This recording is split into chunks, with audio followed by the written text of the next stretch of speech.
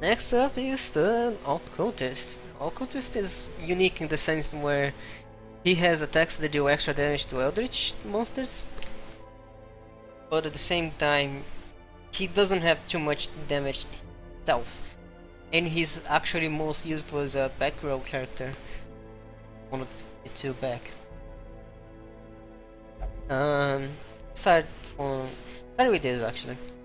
This is his melee attack, just as most other melee attacks. He can use from the first 3 spots, and he can use the 3 first. He doesn't really have anything extra on it. Like he has extra damage against Eldritch monsters, and he has high chance of critting, but it doesn't put a bleed or anything. So it's just a attack that deals extra damage against Eldritch monsters, really. You have Absolute Artillery, which you can only use from the 2 back slow spots. It will hit the 2 on the back at the same time.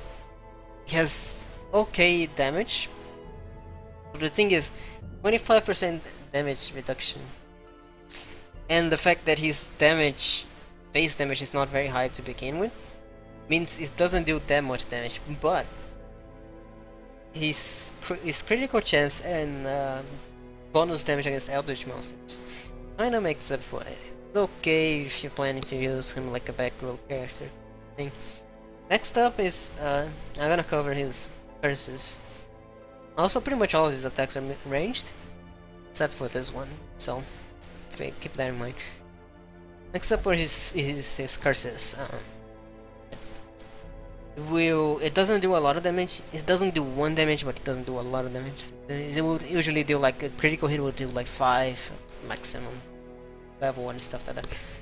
So what it will do is it will decrease the target damage and accuracy, and it has a chance of buffing that debuff. You have to keep in mind that there's a debuff resist. Both you and the monsters will have that. So what you do with that is usually you wanna have like something that will increase the buff chances. I have this that increases accuracy from ranged attacks, which is his curses. So his curse is really nice. Since you can reduce both damage and accuracy out of the monster, it pretty much makes that monster like not as big of a threat, which means you can like ignore him for like 3 turns, pretty much. His next curse is Vulnerability Hex, which will mark a target, which can be used for the Bounty Hunter if you watched that already. And then it will pretty much mark a target and reduce his dodge chance. So if you have something that is really hard to hit, that has like a really high chance of dodge, you can use this. It will make him easier to hit, and if you have a Bounty Hunter, you can do extra damage too. Hands from the Abyss, the skill that you can only use. Both of these curses actually can be used for any spot on your party and hit anyone on the enemy party, so keep that in mind. Hands of the Abyss can only be used if you use him in the first 2 slots, and can only hit the first 2 characters on the enemy team. It will reduce your torch, which is like a unique thing. It's a stun. It has very high chance of stunning. It deals okay damage. It has okay chance to crit, but it's not very high. I mean, it won't kill something like in 1 hit even with a crit, pretty much. It's more like for control, really. And speaking of control, you have Demon's Pull, which will pull a character from the enemy team 2 spots forward. Which is like if you have like something that is on the back and you want to kill that and you don't have reach on other characters, this is a nice way to bring him forward. It won't deal that much damage, it doesn't have that much chance to crit it, although it does have okay. So yeah, this is pretty much you'll pull a character forward. And then last but not least, you have a heal. It's completely random from 0 to 18. And it also has the chance of putting a bleed on your party members. So when you hit the 18 heal on someone, it's really nice. But at the same time, if you don't, there's a chance that you'll only like put a bleed on him. That will hit for 3 every turn, mind you, which is really high.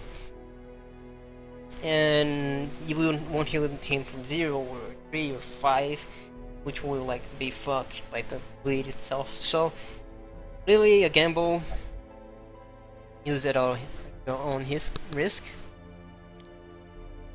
Can like be, you can make or break. Like you can like have a character that is a death roll, and then you for like 18, which is like half his HP, which is really nice. But at the same time, you can heal him for like 2 and put a bleed on him, which will once his turn is gonna be back to 0. So yeah, not that useful. You can also only use this from the back row, just 2 back.